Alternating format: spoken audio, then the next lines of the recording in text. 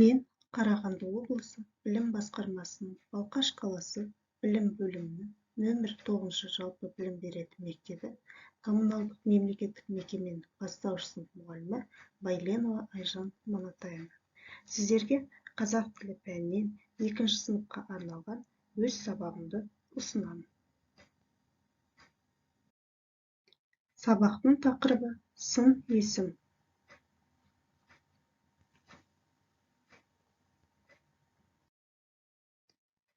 Құпия сандықты ашайық, тамаша болайық, ішіндегі ғажапты ойға тоқып алайық. Балалар, бүгінгі сабаққа сәттілік тілеймін. Сөз құрау ойынын ойнап көрейік. Балалар, берілген суреттердің бас әріптерінен сөз құрап көрейікші. Сын, есім. Жарайсыңдар, балалар. Ал енді ережені еске түсіріп көрейік. Сын есім қандай сөз табы? Сын есім заттың түрін, түсін, көлемін, сапасын, пішінін, дәмін білдіретін сөз табын сын есім деп атаймыз. Сын есім қандай, қай деген сұрақтарға жауап береді. Мысалы, ащы, ескі, сары, қызыл, әдемі, тағы басқа. Ал енді жұмбақ шешіп көрейік. Аяғы жоқ жүреді, соқ-соқ күледі. Ол не болуы мүмкін? Әрине, жауабы су. Жылт-жылт еткен, жылғалардан өткен. Ол не болуы мүмкін? Әрине, су. Жарайсыңдар, балалар. Ендеше суды сипаттайықшы. Су қандай? Су таза, су тұщы, су мөлдір. Сен білесің бе, Айдары, берілген мына суретте қандай көл бейнеленген? Тауып көрейікші.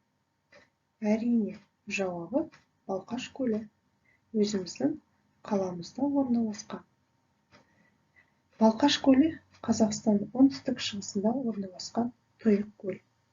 Каспий, Арал теңіздерінен кейін аумағы бойынша 3-ші орында. Көлдің батыс және шығыс бөліктері екі түрлі болып келеді. Бөліктер жіңішке бұғазбен жалғасады. Батыс бөлігінің суы тұщы, ал шығыс бөлігі жағында ащы болады. Балқаш көлі Алматы, Қарағанды, Жамбыл және Шығыс Қазақстан облыстарын қамтиды. Бетпақдала жерімен шектеседі. Аумағы жағынан 16,4 шаршы шақырымды құрайды.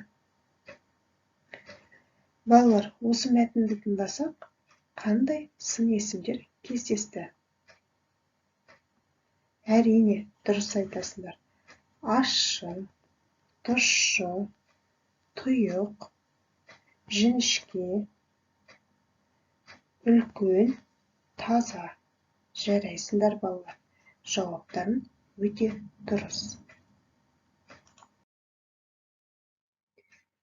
Келесі, балалар, суретке назар аударайық. Суретте нелер бейнеленген? Жарайсыңдар, балалар. Жемістер. Суреттегі заттардың белгілерін ата, яғни көлемін, түсін, пішінін, дәмін. Өзің қалаған бір сурет бойынша сөйлем құрап жаз. Сын есімнің астын сыз. Мысалы, алма жемісін алайық. Көлемі үлкен, түсі қызыл, пішіні домалақ, дәмі тәтті. Ал енді сөйлем құрастырып көрейік. Біз жазда бақтан қызыл алмалар жинадық. Осы жердегі сын есіміміз қызыл, яғни қандай деген сұраққа жауап беріп тұр. Енді сендер өздерін осындай сөйлем құрастырып көріңдер. Келесі топтастыр. Сендерге бірнеше сөздер берілген. Сол сөздерді түсі, көлемі, дәмі, сапасы, пішіні жағына топтастыру қажет. Мысалы, түсі жасыл, күлгін, іскер, сәт.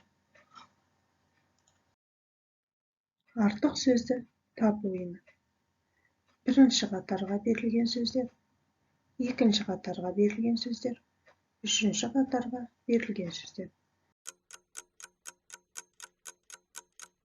Бірінші қатардағы артық сөз жаңбыр, екінші қатардағы артық сөз раушан, үшінші қатардағы артық сөз бүршік. Жарайсыңдар балалар, өте жақсы. Бүгінгі сабақта не білдік? Сын есім туралы. Стикерге жазып, жабыстырайық. Келесі үйге тапсырманы жазып алайық. 60-шы жаттығу 91-ші бет. Сұрақтар бойынша сипаттау мәтінін құрап жазу.